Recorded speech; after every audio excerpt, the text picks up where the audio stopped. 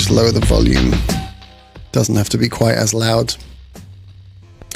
So look, I want you to stop for a second and really think about what you're listening to when you turn on the radio or when you open up Spotify today, because something massive has happened right under our noses, and almost nobody in the mainstream music community space or commentary space is really talking about it.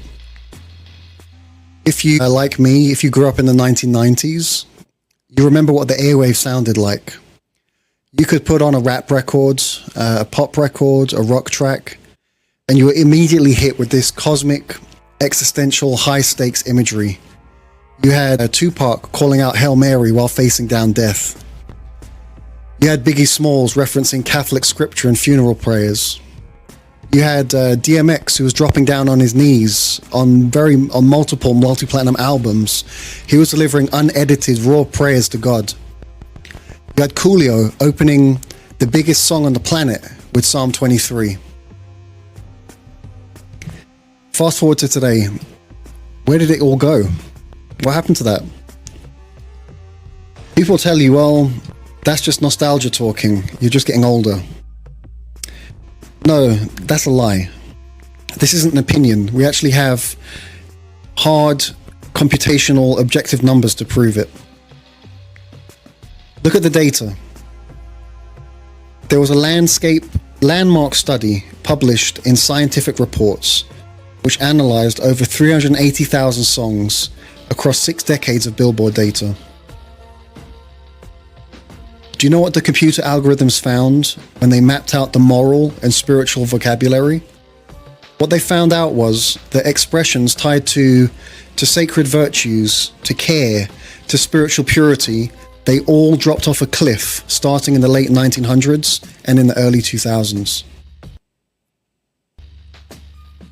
At the exact same time, European researchers analyzed around 350,000 songs across 5 major genres, and they found a massive, undeniable surge in first-person singular pronouns. Words like I, me, and mine just exploded across the airwaves. Look at the demographic numbers backing this up.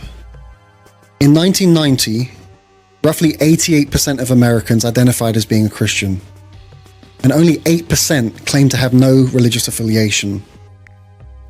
Today, Christian identification has plummeted down to about 60%, with the religiously unaffiliated, or the nuns, have surged past 30%, and over 40% among younger streaming audiences.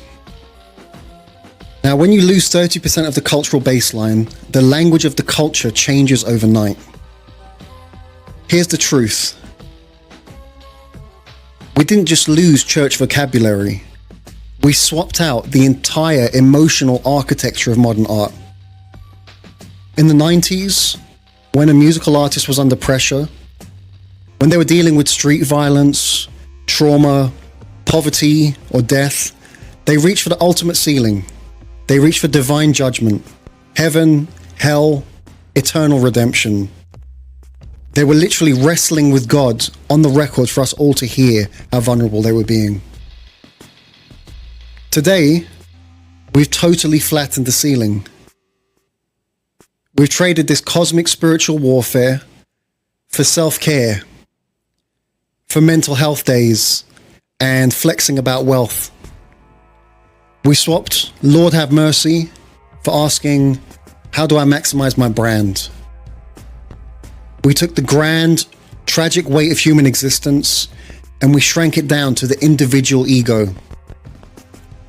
Now let me be clear so that nobody twists my words.